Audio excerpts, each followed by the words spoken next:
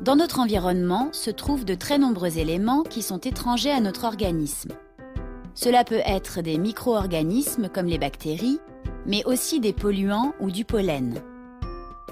Normalement, des barrières physiques comme les muqueuses ou la peau les empêchent de pénétrer à l'intérieur de notre organisme.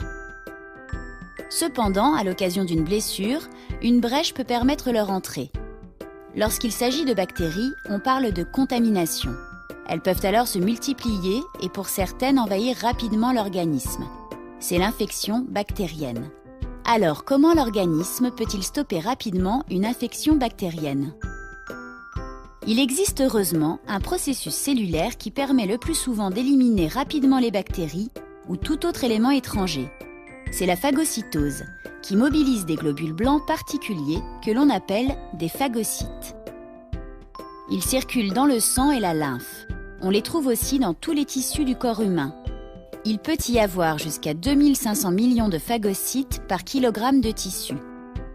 Comment se déroule la phagocytose en cas d'infection suite à une blessure ? À la suite d'une blessure, la zone lésée devient rouge, douloureuse et chaude à cause d'une dilatation des vaisseaux sanguins. On parle d'inflammation.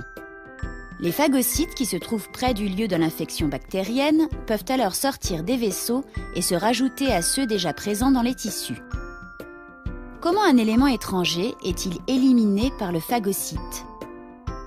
Le phagocyte adhère à la bactérie et l'ingère. Une vacuole contenant la bactérie se forme à l'intérieur de la cellule. Des petites poches remplies d'enzymes sont déversées dans la vacuole. La bactérie est alors digérée. Les débris bactériens digérés sont rejetés en dehors de la cellule. Souvent, les phagocytes meurent d'indigestion et on retrouve leurs débris dans le pus au niveau de la blessure.